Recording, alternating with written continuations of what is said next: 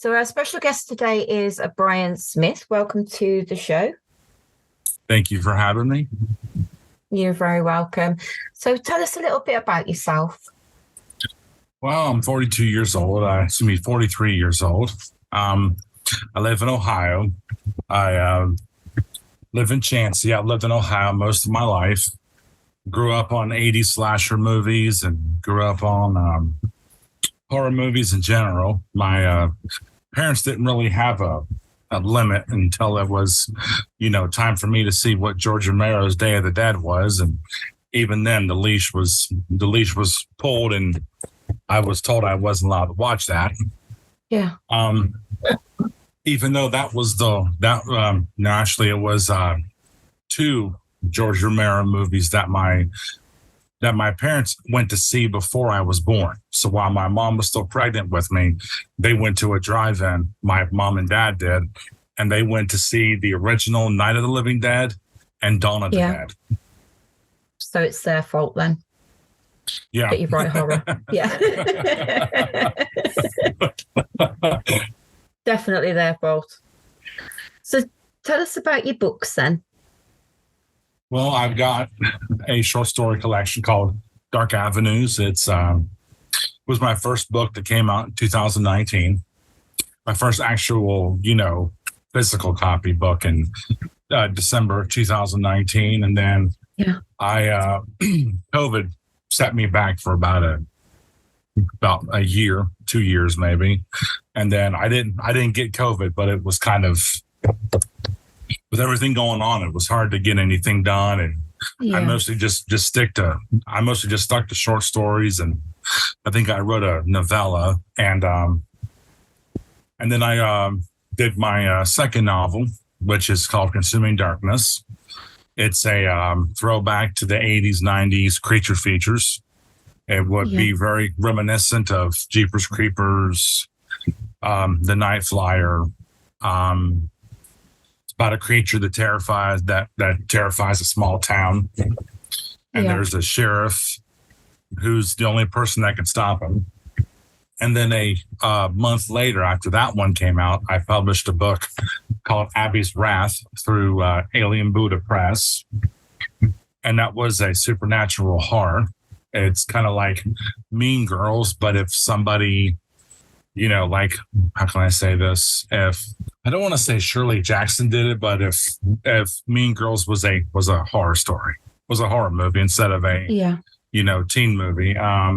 The anniversary of a girl's suicide comes in, and these three women who were responsible for it and for bullying her, they're living their own lives and they're doing what they do, having kids, having a job. One of them's a widow with a little girl, and something is terrorizing them. And they believe that it is the spirit of the girl who they bullied. And then I published a novel called Bad Allergies through Evil Cookie Publishing. That was one of my, that was one book I kind of allowed myself to let my hair down and go, you know what, I'm just going to make this as, gory as possible. Get this, gore streak of mine started. And then, earlier on this year, I published. Actually, it was later on this year I published my zombie novel, Dead River, which has been getting a lot of praise, which has been getting a lot of attention. That concerns a man who is guilty, who's walking around with his personal guilt during the zombie apocalypse, and he's trying to find his way out of a zombie-ridden Ohio. And he meets some people along the way, gets asked to do a favor, meets more people along the way, and then gets asked to do another favor. So it's, if zombie apocalypse novels are right up your alley, this is one not to miss. I think a lot of zombie aficionados would love this book. Great. So what inspired you to write in the horror genre? Well, as a kid growing up in the horror movie genre in the 80s, when, Freddy and Jason were starting to come out of the woodwork, and, everyone was like, okay, well, we're going to do holiday horror movies. We're going to do, New Year's Eve and April Fool's Day and Happy Birthday to Me, and all these slasher movies came out. I was more concerned with like anthology movies. I remember being in second grade living in California, which is a good place to live, but a good place to visit, but never a good place to live. I have nothing against people who live in California. If that's their, taste, and, all the power to them. But we was there for about a year, and I was infatuated with the movie Twilight Zone, the movie. Yeah. Every time we went to a store to rent a movie, that was the one I grabbed. It was owned by a Vietnamese couple. And the husband was always like, oh, Ryan's coming. So he would have the movie sitting on the countertop along with a bag of Reese's Pieces. And while my mom and my sister, my brother checked out movies, I went in the back and kind of like, because their son and I went to the same school. So we would kind of just, just go back there, and he would, like, he had cars, like, Matchbox cars and Hot Wheels and all stuff like that. And I would go back there and play with him while my mom and my brother and sister would go and look for their movies. And, ever since then, horror movies in general have been kind of personal to me. They have I got a connection with them because, I love Jaws, Kingdom of the Spiders. I started loving bug movies, and, started doing that there for a while. And then I just, sat one day and started telling my sister bedtime stories. My parents were like, you could do that for a living. You could tell stories for a living. I was that good because nobody else could tell her story but me. And she was 3 years younger than me. So, here she is, like, I want to say, like, maybe, say she's born in 83. I'll say between 86 and 87, I would sit and read and, tell her bedtime stories to put her to sleep. Yeah. Did you used to terrify her? Do the normal sibling thing? I just kind of like, eased her into it. Started with like, Rapunzel and then Goldilocks. And then I said, well, technically Goldilocks does not end this way. And my mom and dad are like, don't tell her the truth. If you tell her the truth, you will give her nightmares. and of course, being the loving brother. I couldn't lie to her after a while. She was like, because it got to where she was, I want to say 87, but the winter of 87 was when I stopped doing it. And she's like, you never did tell me what happened at the end of Goldilocks. I said, well, technically, I said she doesn't make it out of the house. Goldilocks gets the bears end up eating her. And she's like, no way. I said, yeah. And my mom and dad's like going, oh my God, we asked you not to tell her. We gave you one job and you failed at it. Brothers and sisters. I can't help it. I can't lie to her. She's my little sister. She's a little girl doesn't, she's in the world. She's like 5, 6 years old. She doesn't know everything. She doesn't know, and I can't sugarcoat it. So I had to tell her when she was like 8 or 9. Yeah, about 8 or 9. That's funny. So how do you come up with your dark stories? Well, sometimes I will like watch a movie, or I'll listen to an audiobook, or I'll watch like a TV anthology. show. Like Tales from the Crypt, Twilight Zone, both Twilight Zones, Tales from Dark Side, Night Gallery, Alfred Hitchcock Presents. Yeah. I'll watch anything that has like horror anthology shows. I love them. I could watch them a lot, but I would watch those and I'd be like, wouldn't it be kind of funny wouldn't it be curious if this happened instead of this? Like today I was listening to I was watching the original Wicker Man today, which if you haven't seen it, I highly recommend it. Yeah, I've watched the original and the one with Nicolas Cage in. I like the original one better. Nothing against Nicolas Cage. Yeah. Yeah, nothing against him. Yeah, they're both good films, but the originals have got that kind of feeling to them, haven't they? Yeah, I mean, Christopher Lee, awesome performance. That man did that roll down. He literally did it with one hand tied behind his back. Yeah. And I would kind of watch something and I'd be like, well, wouldn't this be good? So I was watching The Wicker Man and I was like, imagine if a guy was writing about what happened inside of a cave.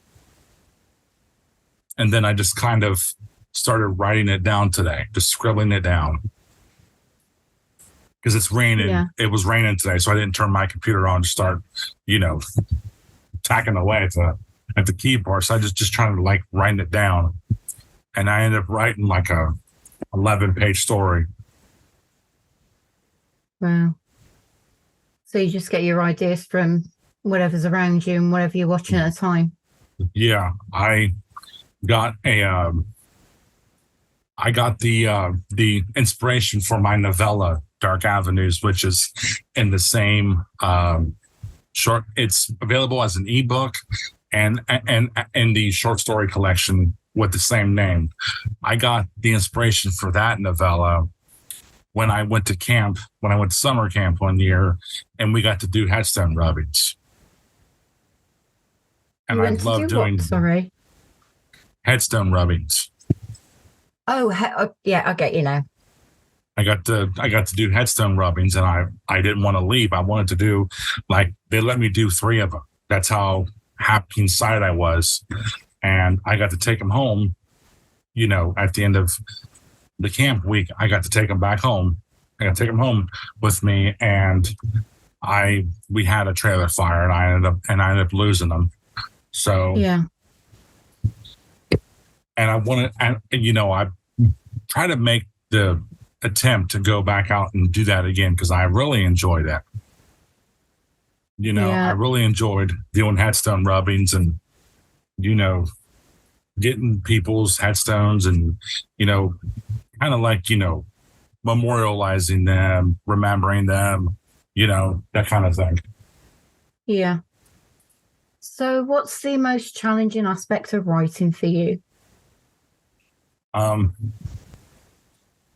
There are times where I will rush through because I type so fast. I will type something and I'll either leave a word out or misspell one. Yeah. And that can kind of like when I go to publish something, when I published Dark Avenues the very first time, I had to go back into it and change a lot of words that were missing, a lot of words that were misspelled, that kind of thing there. And that's why I tend to I tend to stumble around on that. I tend to trip over my own feet when it comes to that. And that's why, thank God, I have good friends that are willing to beta read this stuff and tell me, yeah, you got a word missing on, page 42. And yeah. Yeah, I'm the same though. I miss words out and my grammar's terrible. So I need somebody to go over mine. I think that's unfortunately what we have to do as authors, just to make sure that we've got it all done correct, isn't it? Yeah. Okay, so do you ever scare yourself with anything that you write? Not really. I have. I've made myself cry though. I've made You myself make yourself cry. cry. Yeah, I wrote a short story called "The Third Day on the Third Week of Every Month," and Yeah. it was based off of the song "Delta Dawn" by Tanya Tucker. It was one of my mom's favorite songs, but she could never find the song to own it. She could never find the right record or CD to own it. And for the life of me, she was like, that is such a good song. If you ever get a chance to listen to it, listen to it. And of course, she died in 2013. 2015, I got Spotify for the first time. Yeah. And I was listening to it, and I just started writing out this story. And I just and every line that I wrote, I got sadder and sadder, but I still wanted to keep writing. I didn't want to stop writing because I was like, no, I got to finish this. This has got to be done. Yeah. And when I was done writing it, when I was done writing down writing down the twist at the end of it, I won't give it away. For those that read it, know what the twist is. For those that don't, I don't want to spoil it for them. But yeah, of course. When I got done writing that twist, I stopped and I just put my face in my hands and I just started bawling, because it's something that people go through and experience every day, all the time. Yeah, you're right. So, how has the horror genre evolved over the years, do you think? Well, I think it's evolved because we've got new voices. We have Latinos, Latinx. I'm not sure how you say it. I didn't want to say it wrong. We got Latinos coming in, and they're putting their own little, they're putting their dust into it, and they're like, hey, we want to come in here and introduce this new version. And then you have brazen folk horror from, Ruth Ann Jag. And then you got, queer horror. That's making a statement nowadays. People are writing about, LGBTQ characters and putting them in horrifying situations. Yeah. And I think, and we've also evolved because of found footage movies. We've evolved because they're starting to, do these they're starting to do original concepts. And they're not, we can say that, H.P. Lovecraft, Stephen King were our inspirations. We can say that all the time. And but we're always going to go back to the point to where it's like we can take our own concept from what we've learned from these two men and do our own thing. We can do our own thing. We can even we can learn from guys like Jack Ketchum and Clive Barker and Rath James White, Brian Keene, Mary San Giovanni, all those.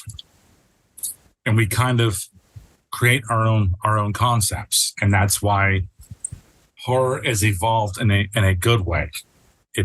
I'm shocked at, the rise in the interest in horror, Yeah. With every single book that you read, you're going to be inspired, aren't you? It doesn't matter who wrote it in the horror genre, you're going to be inspired. And obviously new writers will obviously take those on board and see what's being written, and they'll put their own spin on things. So it's always going to keep evolving. And I do think the horror genre will get the attention that it deserves eventually, but at the moment it's still working its way up there, I think.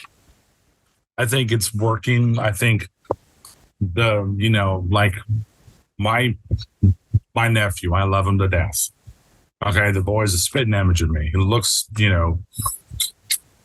he's into slasher movies. He's into, Freddy and Jason and Michael Myers, but he's not so much into Slender Man and Chucky.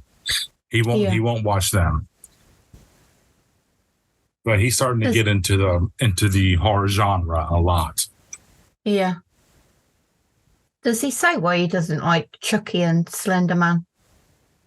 He's not one. I guess he watched a Slender Man movie or he played a Slender Man game and just got scared. Right. Yeah, Chucky scared me when I was a bit younger because it's a doll, isn't it? Yeah. I asked for My Buddy right around the time Child's Play came out. I wanted a My Buddy and my sister wanted a kid sister. As soon as our mom got them watching that, she's like, "Yeah, you're not getting one of those." What? You're not getting a My Buddy and she's not getting a kid sister. Why? Because I don't want that thing coming alive. That's why. Yeah, I bought my kids one of these. I think it was called an American Friend doll, and it's quite big. It used to scare the crap out of me every time I saw it. So, yeah, not a good thing. So, I actually have the real Annabelle doll. Really? Yeah. I actually have the real Annabelle doll. The real Raggedy Ann and yeah. The Raggedy Ann and Andy doll. That's what they call it, the Raggedy Ann doll. Yeah. I've actually got one. It's in my other room, and it has a cross taped to the chest. I have it in there. It has a cross taped to its chest. Yeah, I wouldn't even entertain it. Messing around. I am not messing around. So have you got any memorable reactions from readers that particularly stand out to you? Well, I sent some copies out for book blurbs for my book, Dead River, and every one of them came back. They were all just completely blown away. Like there's a